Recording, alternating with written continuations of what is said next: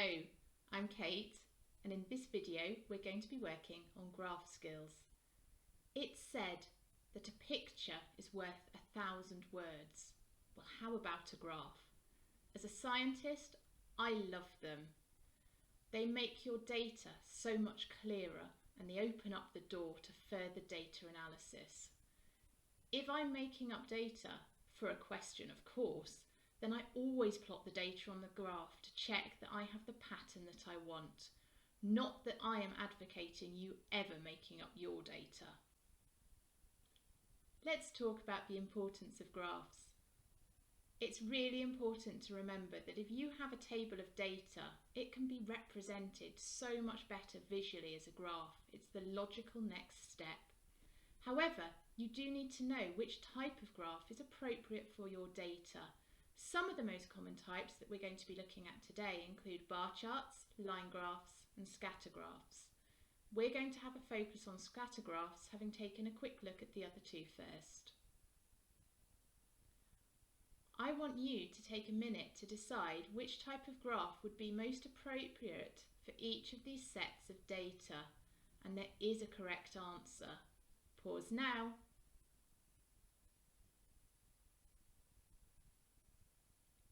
Okay, here are your answers. So for shoe sizes, a bar chart is the best graph. If you're collecting volumes of gases at different times, you would be looking at a scatter graph, and for an average temperature over the last week, you would want a line graph. I will be explaining why this is in the next couple of minutes, but first, let's go through some things that you need to remember when you're plotting graphs. The first thing that you're going to need to be aware of is what your independent and dependent variables are.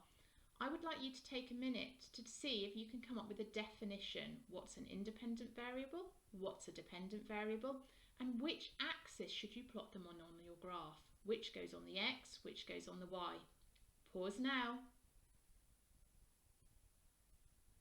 The independent variable is the thing that you change. That goes on the x-axis.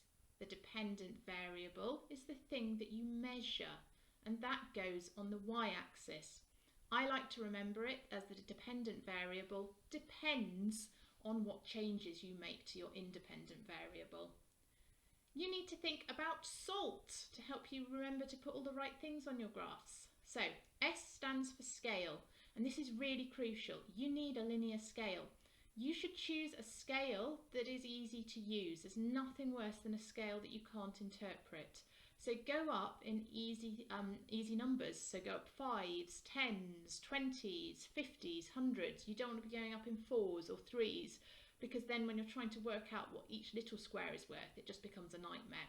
So choose a sensible scale. That's more important than using every last bit of the graph paper.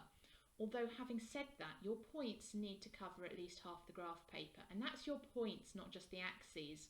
Sometimes I see graphs with enormous axes where the points actually only cover a tiny fraction of it. You do not need to start your axes at 0. Okay, choose to start where your data begins or just before, and that will help you to make sure you maximise your coverage of the graph paper. This is really crucial because you'll lose marks if you have graphs that don't have a good scale, where you're not using at least half of that paper. Okay, axes, basically making sure that you get things on the right axes, because again that does matter. There are conventions to stick to here. Then we're on to L for labels. Each of your axes must be labelled and it must have the units on, so someone looking at your axes needs to be able to interpret what they are.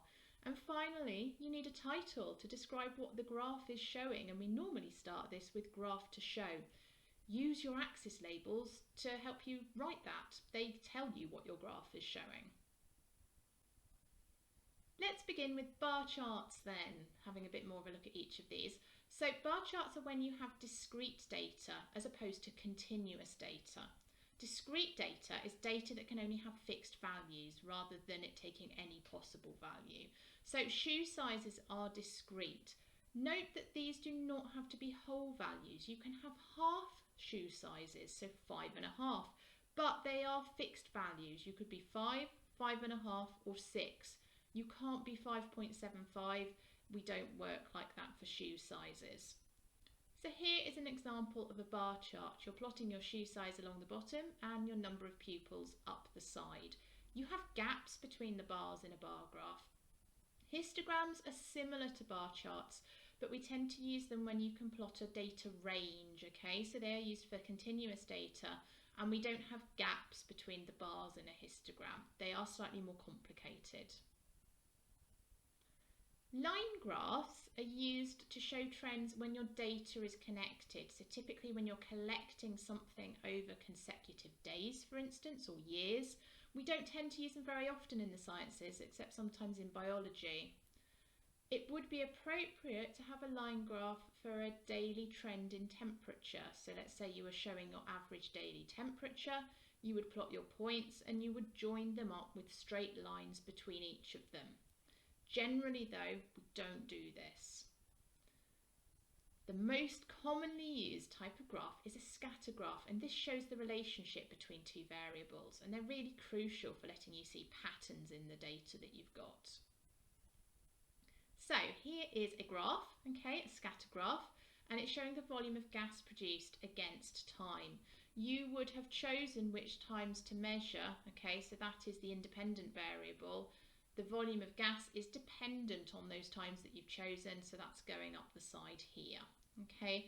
When you plot it, please plot crosses rather than dots, because as you can see with my dots, it shows up really nice and clear on the screen for you to be able to see it on this video, but it takes up a sort of a big chunk. You want a cross with a fine pencil, which is in an exact place on that graph. Once you've plotted all your points really carefully, it's then time to do a best fit line. Here's one I did earlier. I have to confess I decided I really didn't want to try and do this live on my drawing tablet. So for a best fit line, we are thinking a line that fits the data as well as possible. You need to have an equal number of points ideally on either side of your line. It can be a straight line or it can be a curve. You need to start from the basis that it should be a straight line, put a ruler on it. Is there a consistent deviation from it which would indicate a curve? If there is, then get rid of the ruler. If not, you're doing that best fit line with a ruler, keeping it straight. Wiggle it about, see where you get the best fit to your data so that you have points on either side. You also need to take a moment to have that decision of should it go through 0, 0. When one thing is 0, should your other variable be 0? Sometimes it will, sometimes it won't, okay? But you do need to have a think about that. And then you just need to go for it. Sharp pencil, if it's a curve, you need to make it smooth and it needs to be in a single sweep. You can't hesitate. One thing that's worth thinking about is getting the paper turned round so that you use the natural arc of your arm. Your arm goes like this. You want that to be the direction that your curve's going in. You don't want to be trying to turn it around to get a curve that goes in a really awkward direction. Okay, so use the natural arc of your arm to help you do a best fit line, but you've just got to be brave in a way that I wasn't in terms of doing it on the screen. Once you've got that best fit line, this opens up the door to you finding more information. At this point, you can find out data at other times, okay? So you can, for instance, say, well, what would be the volume of gas at 25 seconds? I didn't measure that, but using my graph, you can now find that out. So the way that you do that is to draw a straight line with a ruler. Put your working on your graph so that people can see how you got your data out. And you simply go up until you hit the line and then go across. So you're getting 25 seconds, you would have a volume of 28 centimetres cubed of gas. You wouldn't be able to get that from just a table. Now let's talk about extrapolating. This is what you can do once you've got your best fit line. You can extend it to find data that is outside the range in which you've collected your data. There does always need to be a note of caution in this because you don't know what patterns will go on outside the range of the data that you've collected. However, for a straight line, it's a fairly safe bet that you can do this. So you draw on your best fit line and then you extend it. So I have extrapolated my line back to find out at 0 what my value would be. Let's go on to talk about equations for a straight line. I expect this will jog memories from GCSE maths. So we have the equation for a straight line of y equals mx plus c. Okay. Y obviously is your y value, x is your x value, m is your gradient, c is the y-intercept, so where it hits the y-axis. So this is our graph.